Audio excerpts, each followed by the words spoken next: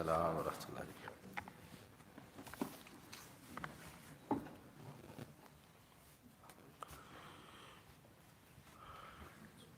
شروع کر سکتے ہیں؟ جی۔ الحمد للہ وکفی والسلام علی عبادہ الذین اصطفى اللهم انفعنا بما علمتنا وعلمنا ما ينفعنا وزدنا علما سبحانك لا علم لنا إلا ما علمتنا إنك أنت العليم الحكيم۔ اللہ کی توفیق سے آج ہم کورس کے دوسرے ہفتے کا آغاز کرتے ہوئے دوسری حدیث پاک پڑھتے ہیں، اور یہ حدیث پاک احادیث کے مجموعے اور ذخیرے میں حدیث جبریل کہلاتی ہے کہ اس میں حضرت جبریل نے آپ صلی اللہ علیہ وسلم سے قدر تفصیل کے ساتھ چند باتوں کے متعلق سوال کیا، اور پھر آپ صلی اللہ علیہ وسلم نے ان کے کافی اور شافی جواب دیے۔ اسی طرح اس حدیث پاک کو ام الاحادیث، ام الجوامع بھی کہا جاتا ہے کہ یہ حدیث پاک اسلام کے ایک جامع شامل نظام اس کی تعریف کرتی اور اس کا منہ بولتا ثبوت ہے۔ حدیث پاک کی ابتدا کرنے سے پہلے اللہ کی توفیق سے ہم نے پچھلے سبق میں جو گفتگو سنی تھی اس میں ایک جگہ یہ آیا کہ اس نے اللہ اور اس کے رسول کی طرف ہجرت کی، اور پھر اس میں اللہ اور اس کے رسول صلی اللہ علیہ وسلم کی رضا شامل تھی۔ تو اس میں یہ بات ضروری ہے کہ آپ صلی اللہ علیہ وسلم کی خوشنودی، رضا نیک کاموں میں اس وقت تک جب تک آپ صلی اللہ علیہ وسلم زندہ رہے، حیات رہے، اور آپ صلی اللہ علیہ وسلم کی وفات نہیں ہوئی۔ لیکن جب آپ اس دنیا سے تشریف لے گئے تو پھر ہمارا یہ کہنا زیادہ بہتر اور ٹھیک ہے کہ اس کام میں اللہ تعالیٰ کی خوشنودی اور رضا ہے۔ آئیے اللہ کی توفیق سے دوسری حدیث پاک کی ابتدا کرتے ہیں۔ عن عمر رضی اللہ عنہ قال بینما نحن جلوس عند رسول اللہ صلی اللہ علیہ وسلم ذات یوم، حضرت عمر فاروق رضی اللہ عنہ سے روایت ہے، وہ بیان کرتے ہیں کہ ایک دن ہم نبی کریم صلی اللہ علیہ وسلم کے ساتھ بیٹھے ہوئے تھے، ان کی مجلس میں حاضر تھے۔ اذ طلع علینا رجل شدید بیاض الثیاب، کہ اچانک ایک شخص نمودار ہوا جس کا لباس انتہائی سفید اور بال سیاہ تھے۔ شدید سواد الشعر، بال انتہائی سیاہ تھے۔ لا یری علیہ اثر السفر، اس پر سفر کے آثار نہ دکھائی دیتے تھے۔ ولا یعرفہ منا احد، اور ہم میں سے کوئی اسے پہچانتا نہ تھا۔ حتی جلس الی النبی صلی اللہ علیہ وسلم، یہاں تک کہ وہ آپ صلی اللہ علیہ وسلم کے قریب اس طرح بیٹھا۔ فأسند ركبتيه إلى ركبتيه، کہ اس نے اپنے گھٹنے آپ صلی اللہ علیہ وسلم کے گھٹنوں کے ساتھ ملا دیے۔ پھر اس کے بعد حضرت عمر رضی اللہ عنہ روایت کرتے ہیں وَوَضَعَ كَفَّيْهِ عَلَى فَخِذَيْهِ، اور اپنے ہاتھ اپنی یا آپ صلی اللہ علیہ وسلم کی رانوں پر رکھ دیے۔ وقال یا محمد صلی اللہ علیہ وسلم اخبرنی عن الاسلام، پھر اس نے کہا اے محمد صلی اللہ علیہ وسلم مجھے اسلام کے بارے میں باخبر کیجیے۔ فقال رسول اللہ صلی اللہ علیہ وسلم، تو آپ صلی اللہ علیہ وسلم نے ارشاد فرمایا الاسلام ان تشہد ان لا الہ الا اللہ وان محمد رسول اللہ صلی اللہ علیہ وسلم، اسلام یہ ہے کہ تم اس بات کی گواہی دو کہ کوئی معبود برحق نہیں مگر اللہ کے، اور محمد صلی اللہ علیہ وسلم اللہ کے رسول ہیں۔ وتقیم الصلاۃ، پھر تم نماز کو قائم کرو، وتؤتی الزکاۃ، زکوٰۃ کو ادا کرو، وتصوم رمضان، رمضان کے روزے رکھو، وتحج البیت ان استطعت الیہ سبیلا، اور گھر کا حج کرو یعنی بیت اللہ کا اگر تم اس کی استطاعت رکھتے ہو۔ قال صدقت، اس آنے والے نے کہا آپ نے سچ کہا۔ قال فعجبنا له يسأله ويصدقه، حضرت عمر رضی اللہ عنہ کہتے ہیں کہ ہم حیران ہوئے، حیرت زدہ ہوئے کہ وہ سوال کرتا اور پھر آپ کی تصدیق بھی کرتا۔ قال فأخبرنی عن الایمان، پھر اس نے کہا کہ محمد صلی اللہ علیہ وسلم مجھے ایمان کے متعلق بتائیے۔ تو آپ صلی اللہ علیہ وسلم نے ارشاد فرمایا قال ان تؤمن باللہ وملائکتہ وکتبہ ورسلہ والیوم الآخر وتؤمن بالقدر خیرہ وشرہ۔ آپ صلی اللہ علیہ وسلم نے فرمایا ایمان یہ ہے کہ اللہ کے ساتھ، فرشتوں کے ساتھ، ان کی کتابوں کے ساتھ، ان کے رسولوں کے ساتھ، آخرت کے دن پر اور تقدیر کے اچھا اور برا ہونے پر ایمان رکھو۔ قال صدقت، اس نے کہا کہ آپ نے سچ کہا۔ قال فأخبرنی عن الإحسان، پھر اس نے کہا کہ آپ مجھے احسان کے متعلق بتائیے کہ اس سے کیا مراد ہے۔ قال ان تعبد اللہ کأنک تراہ، احسان یہ ہے کہ آپ اللہ تعالیٰ کی عبادت یوں کریں گویا آپ اسے دیکھ رہے ہیں۔ فإن لم تكن تراہ فإنہ یراک، اور اگر یہ کیفیت مقام حاصل نہ ہو تو کم از کم یہ کیفیت ضرور رہے، یہ خیال ضرور رہے کہ وہ آپ کو دیکھ رہا ہے اگرچہ آپ اسے نہیں دیکھ پا رہے۔ قال فأخبرنی عن الساعة، پھر اس نے کہا کہ مجھے قیامت کے بارے میں بتائیے۔ قال ما المسؤول عنها بأعلم من السائل، تو آپ صلی اللہ علیہ وسلم نے فرمایا کہ اس کے متعلق سوال کرنے والے کا علم سوال کیے جانے والے سے زیادہ نہیں ہے، یعنی سوال پوچھنے والا جواب دینے والا دونوں کا علم اس کے بارے میں نہیں ہے۔ قال فأخبرنی عن اماراتها، پھر اس نے کہا کہ اگر قیامت کے وقت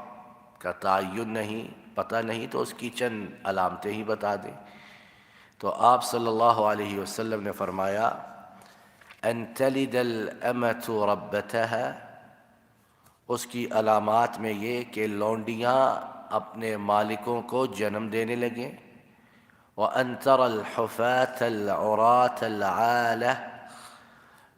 رِعَاءَ الشَّاءِ يَتَطَاوَلُونَ فِي الْبُنْيَانِ، دوسری یہ کہ ننگے پاؤں، ننگے جسم،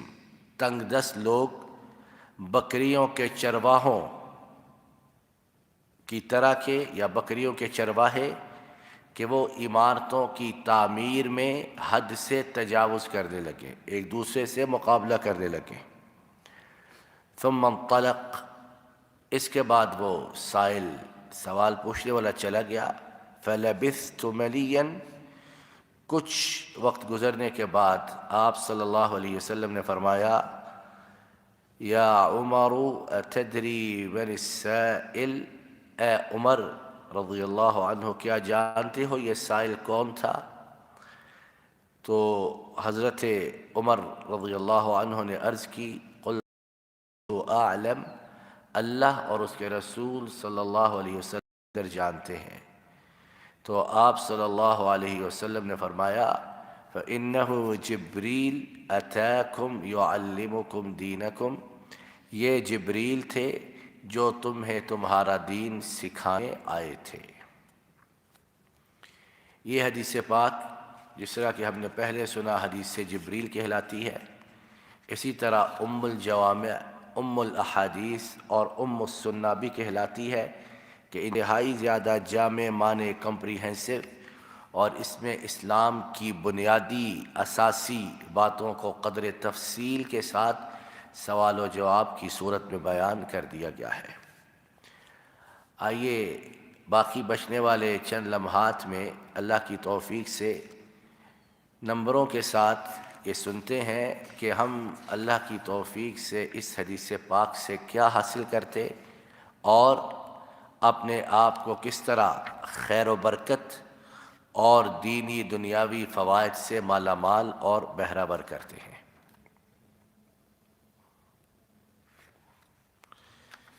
پہلی بات جو اس حدیث پاک کے متعلق ہے وہ یہ ہے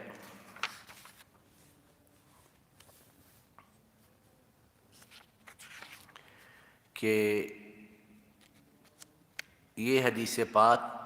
اسلام کی بنیادی تین مصطلحات، ٹرمینالوجیز، اسلام،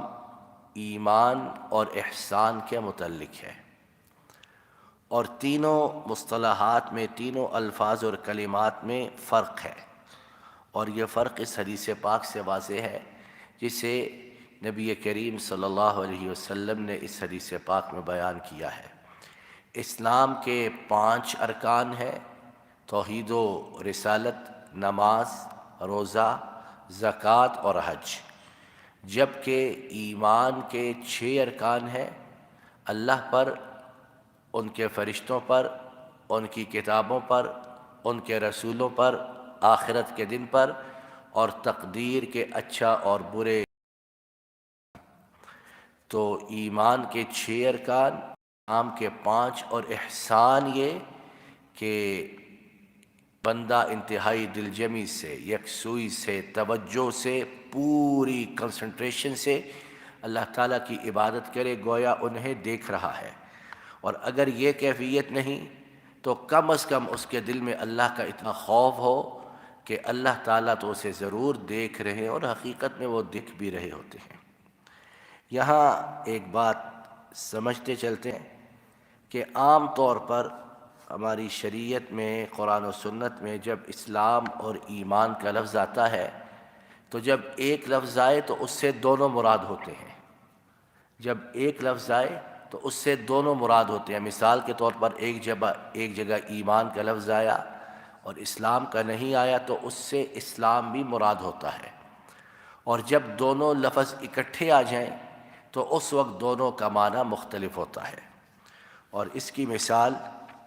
اللہ تعالیٰ کی کتاب حکیم میں سورہ زاریات میں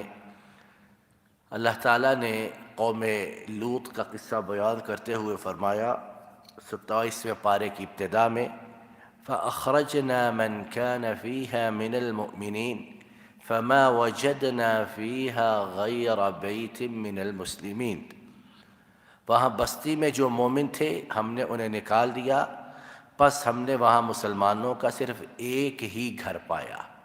تو یہاں اللہ نے اکٹھا ذکر کیا لیکن دونوں کا معنی الگ الگ. مومن نکال دیے گئے اور مسلمانوں کا ایک گھر وہاں باقی بچا. اسی طرح سورہ حجرات میں اللہ تعالیٰ نے اس سورت کے آخر میں مزید وضاحت سے دونوں کے درمیان فرق مراتب کو واضح فرما دیا. قالت الاعراب آمنا قل لم تؤمنوا ولكن قولوا اسلمنا۔ بدو دیہاتی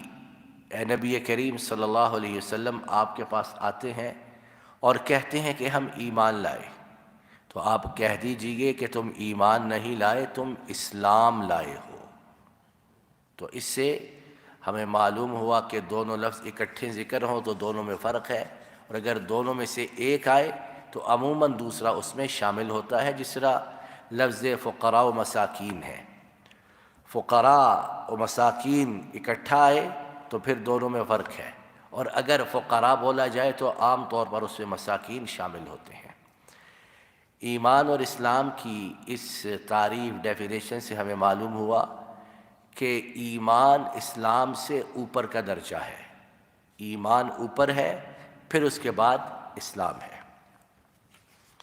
دوسری بات جو اس حدیث پاک سے ہمیں معلوم ہوتی ہے وہ یہ ہے کہ فرشتے انسانی صورت میں آتے ہیں اور نبی کریم صلی اللہ علیہ وسلم کی خدمت میں آیا کرتے۔ حضرت جبریل وہ ایک صحابی حضرت دحیہ کلبی رضی اللہ عنہ اس کی صورت میں آیا کرتے، اور وہ صحابی انتہائی زیادہ خوبصورت اور وجیح تھے، تو حضرت جبریل جب تشریف لاتے انسانی صورت میں تو ان سے انتہائی زیادہ مشابہت ریلیمبلنس ہوتی۔ اسی طرح غزوہ بدر، حنین اور خندق میں اللہ تعالیٰ نے فرشتوں کو انسانی صورت میں مسلمانوں کی مدد کے لیے بھیجا، اور احادیث میں ان واقعات کی قدر تفصیل موجود ہے۔ حضرت مریم علیہ السلام کے پاس بھی جبریل انسانی صورت میں آئے تھے۔ اسی طرح حضرت ابراہیم علیہ السلام خلیل الرحمٰن کے ہاں بھی فرشتوں کا انسانی صورت میں آنا قرآن کریم کی آیات سے ثابت ہے۔ تو دوسری بات ہمیں یہ معلوم ہوئی کہ فرشتے اللہ کی مخلوق اللہ کے حکم کے بغیر کوئی قدم نہیں اٹھاتے، ان کی حکم عدولی نہیں کرتے، نافرمانی نہیں کرتے، اور اللہ تعالیٰ انہیں حسب ضرورت انسانی شکل میں زمین پر اتارتے رہتے ہیں۔ تیسری بات ہمیں اس حدیث پاک سے یہ معلوم ہوتی ہے کہ شاگرد استاذ کے سامنے انتہائی ادب سے تو زانو ہو کر بیٹھے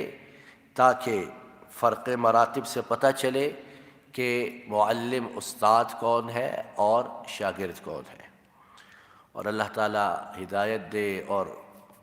غلطی سے محفوظ رکھے۔ اور ہمارے ہاں عام طور پر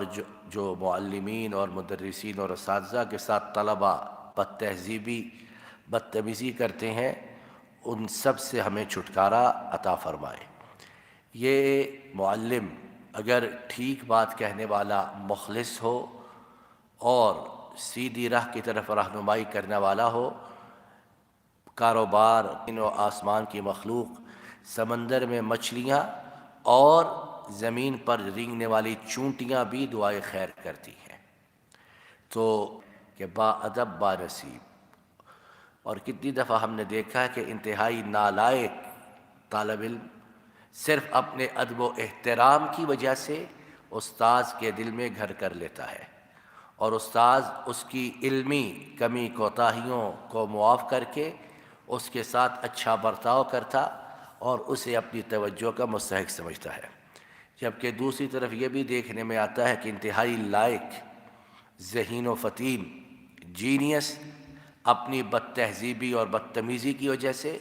استاذ کے دل سے اپنے مقام و مرتبہ کو اپنے ہاتھوں خود کھرچ دیتا ہے۔ تو انتہائی بد نصیبی اور حماقت ہے کہ وہ انسان جو رہنے کا سلیقہ سکھائے، وہ انسان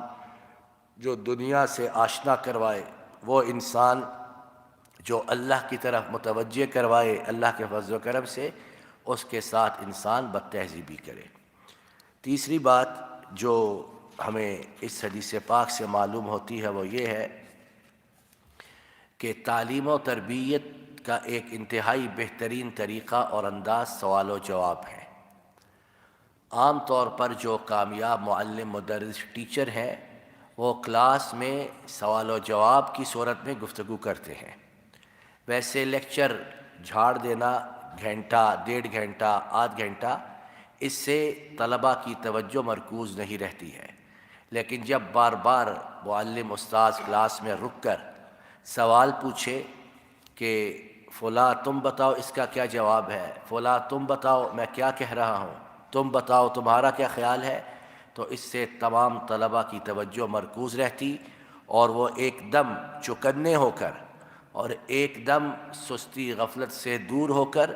استاذ کی باتوں کو سنتے اور سمجھنے کی کوشش کرتے ہیں. اور اس طریقے کا ایک فائدہ یہ بھی ہے کہ طلباء کے ذہنوں میں خود بخود سوالات بھی پیدا ہوتے ہیں اور وہ ان سوالات کو اپنے اساتذہ کے سامنے رکھتے اور اللہ کے فضل و کرم سے اپنے علم میں مزید اضافہ کرتے ہیں.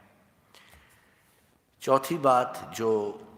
ہمیں اس حدیث پاک سے معلوم ہوتی ہے وہ یہ ہے کہ عبادت جو اللہ تعالیٰ نے ہم پر فرض کی ہیں، عبادات جو اللہ تعالیٰ نے ہم پر فرض کی ہیں وہ ہم نے کس طرح کرنی ہے. کیا معاذ اللہ ایک بوجھ جو ہماری گردن پر سر پر آن پڑا ہے ہم نے اسے اتار پھینکنا ہے اور بھاگنا ہے؟ جیسا کہ اللہ تعالیٰ معاف کرے بہت سے کہنے والے سننے والے ان کی نمازوں کی کیفیت، ان کے قرآن پاک کے پڑھنے کی کیفیت، ان کی دینی تعلیم کو حاصل کرنے کی کیفیت اور حالت اسی طرح ہے. ٹکرے ماری 2-4 منٹ میں اور بھاگے باہر کی طرف. تو ایسی عبادات مشکوک ہیں، پتہ نہیں اللہ کے ہاں ان کی قبولیت کا کیا معیار اور درجہ ہے. عبادات کے متعلق ہمیں اس حدیث پاک میں یہ رہنمائی دی گئی ہے کہ ہم نے اس طرح یکسوئی کے ساتھ اور تمام دنیا کے علائق سے رشتے ناتوں کو توڑ کر اس طرح اللہ کی طرف متوجہ ہو کر عبادت کرنی ہے گویا ہم اللہ تعالیٰ کو اپنی نگاہوں سے دیکھ رہے ہیں. اور دنیا میں بھی یہ بات تجربے سے ثابت ہے کہ جب انسان کے سامنے اس کے سٹیٹس سے بڑا انسان ہو، اس کا باس ہو، سینئر ہو، مال میں، علم میں،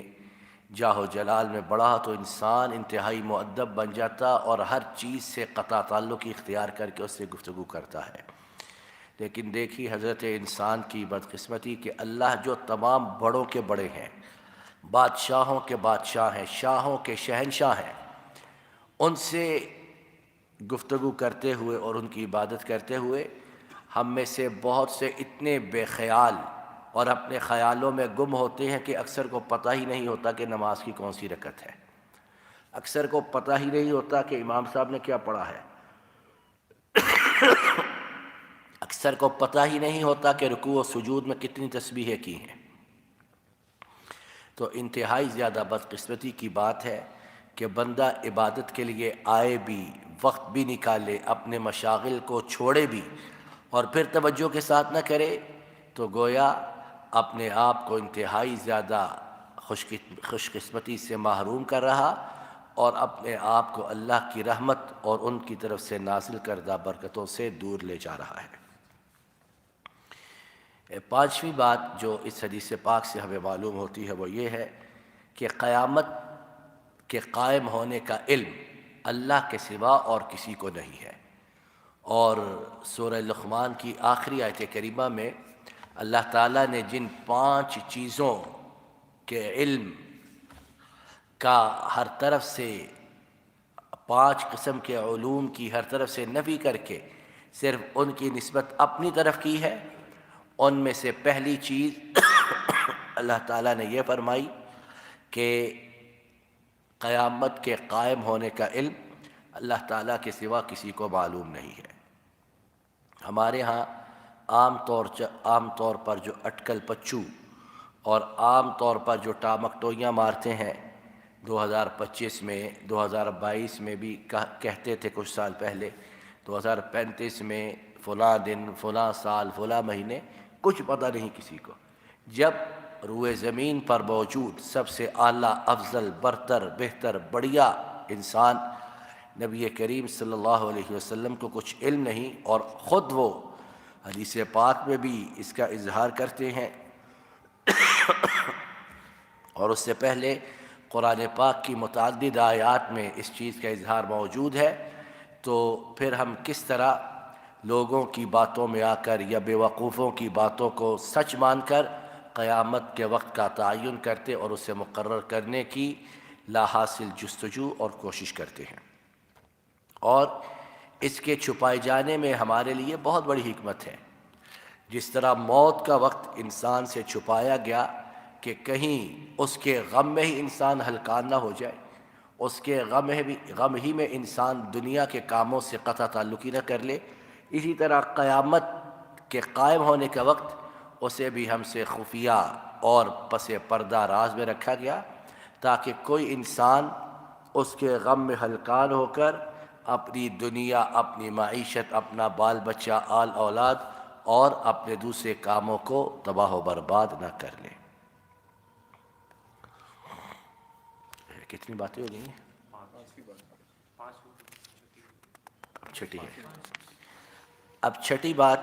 اللہ کی توفیق سے اس حدیث پاک سے ہمیں یہ معلوم ہوتی ہے کہ آپ صلی اللہ علیہ وسلم نے جو قیامت کی چند علامات اس حدیث پاک میں بیان کی ہیں، اس میں ایک میں آپ صلی اللہ علیہ وسلم نے فرمایا کہ لونڈی اپنے مالک کو جنم دے۔ تو اس کی محدثین نے کئی تشریح بیان کی ہیں۔ ایک یہ کہ چونکہ لونڈی کے ساتھ تعلقات قائم کرنا انسان کے لیے جائز ہوتا ہے اور اس کے ہاں اولاد بھی ہوتی ہے، تو لونڈی کے ساتھ جب انسان قربت اختیار کرتا ہے، اللہ تعالیٰ اولاد دیتے ہیں، تو وہ اولاد اس لونڈی یعنی اپنی ماں کی مالک ہوتی ہے۔ وہ اولاد اپنی ماں یعنی اس لونڈی کی، کیونکہ باپ جو ہے وہ تو بڑا ہے، بڑا انسان ہے، وزیر ہے، مشیر ہے، امیر ہے، رئیس ہے، حاکم ہے، تو اس کی جو اولاد ہے وہ بھی باپ کی طرح اپنی ماں یعنی اس لونڈی کی آقا اور مالک کہلائے گی۔ اسی طرح اس کی ایک تشریح محدثین نے یہ بھی کی ہے کہ بیٹیاں یا بیٹے گھروں میں اپنی ماؤں سے اتنی زیادہ اپنی خدمت کروائیں کہ اللہ کی پناہ، اور اللہ تعالیٰ معاف کرے اور ہدایت دے۔ کتنے گھروں میں ہم دیکھتے ہیں کہ مائیں بیچاری کس طرح صبح و شام 24 گھنٹے بچوں کی خدمت میں جٹی ہوئیں، اور نامعقول نالائقوں کو ماں کی شان و عظمت کا اندازہ ہی نہیں اور نہ اس کی خدمت کی کوئی قدر ہے۔ بیچاری خدمت کرتی کرتی بوڑھی ہو جاتی، عمر رسیدہ ہو جاتی، کمر جھک جاتی، قوا اعصاب جواب دے جاتے، لیکن ایسے بدبخت بھی ہیں بچے کہ خوشی نہیں ہوتے، اور گھر کے باہر کہے ٹھٹھے مذاق، دانتوں کی نمائش، لیکن جیسے ہی گھر میں داخل ہوئے والدین پر اور خاص طور پر ماں پر دھونس دھاندلی روب جھاڑنا شروع کر دیا، اور اس کے ساتھ بالکل لونڈیوں اور نوکرانیوں کی طرح معاملہ کیا۔ تو اس میں اس چیز کی طرف بھی اشارہ موجود ہے، اور یہ قرب قیامت کی علامات میں سے ایک علامت ہے۔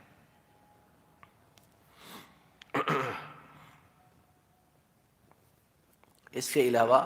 اور بھی چند اقوال محدثین نے اس کی شرح میں بیان کیے ہیں۔ ساتویں بات جو اس حدیث پاک سے ہمیں معلوم ہوتی ہے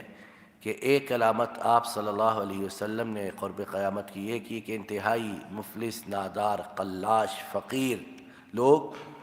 اللہ مال و دولت دے گا تو آپے سے باہر ہو جائیں گے، مقابلہ کریں گے تعمیرات میں، اونچی اونچی عمارات میں، بلڈنگز میں، اور اس طرح کے دنیاوی مال و متاع میں، اور اللہ تعالیٰ معاف کرے ہم اپنے گرد و پیش میں اور خود ہم میں سے کتنے اپنے اندر اس بات کی جھلک اور عکس دیکھتے ہیں کہ گاؤں میں سائیکل بھی میسر نہ تھی، بلکہ پیدل چلنا بھی دشوار ہوتا تھا کہ راستے ہی اتنے ٹیڑھے میڑے اور کھٹن تھے۔ شہروں میں آئے، اللہ تعالیٰ نے کاروبار دیے، گاڑیاں دی، نعمتوں سے سرفراز کیا، تو اب سب سے پہلے جو کام کیا کہ اپنے رب کو بھول گئے،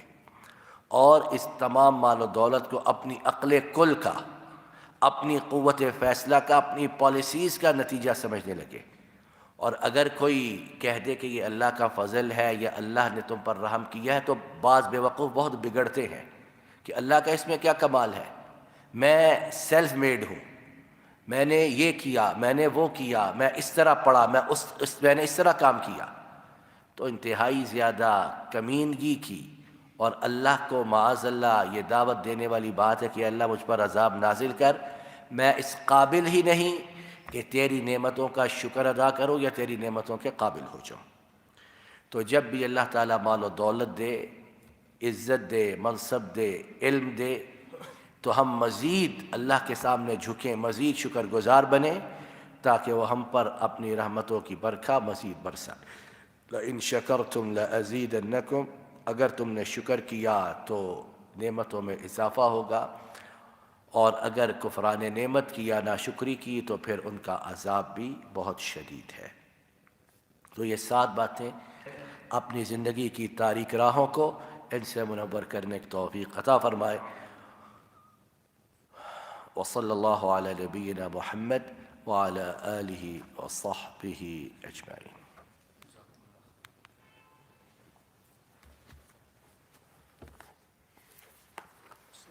وعلیکم السلام۔